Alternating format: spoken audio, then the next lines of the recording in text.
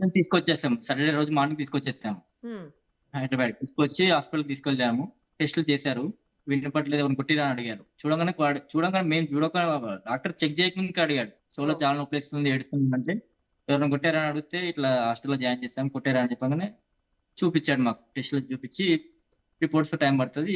టెస్టులు రాపిచ్చారు. దిల్‌సుఖ్‌నగర్‌కెళ్ళి చేపిచ్చుకొనొచ్చాము. Ear drum అనేది దాంట్లో హోల్ పడ్డదని చెప్పి చూపిచ్చారు మాకు. వీడియోస్ ఫోటోలు పంపించారు మాకు. హోల్స్ పడినియా అండి ఇయర్ డ్రమ్‌కి?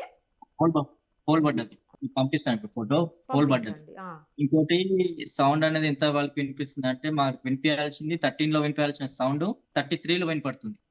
ఓహ్! అంటే 20 సౌండ్ మైనస్ అయిపోయింది. హోల్ హోల్ పడ్డందుకు. ఫ్యూచర్‌లో అంటే టైం పడతది. చాలా టైం పడతది మూసుకుపోవడానికి హోలు. కాపోతే ఎక్కువ సౌండ్స్ మాత్రం వినకూడదు ఇప్పటి నుంచి మీరు. చల్ల గాలికి తిరగొద్దు. ఎక్కువ సౌండ్స్ వినకూడదు అసలు బాబు. స్నానం అసలు ఒక 3 మంత్స్ వరకు స్నానం చేపియకండి. వాటర్ పోవద్దు. స్నానం గూడా తలకి నుంచి లేదా? స్నానం చేపి చెవుకి స్నానం తలస్నానం 3 చేపియగూడదు. మంత్స్ 3 మంత్స్ వరకు తలస్నానం చేయొద్దు. అబ్బో! హ్మ్. ముఖం కింద నుంచి స్నానం చేపియండి. ఓహ్! స్నానం అలాంటిది చల్లగాలికి తిప్పకండి. బయటికెక్కడికి. ఎక్కువ సౌండ్స్ వినకండి. డీజే లాంటివి అసలు అటు సైడ్ వెళ్ళకండి. అబ్బో! ఫోను గూడా మాట్లాడిపియకండి బాబుతోటి ఎక్కువ తక్కువ. ఆ! లెఫ్ట్ ఇయర్ తోటి ఆ! అని చెప్పారు.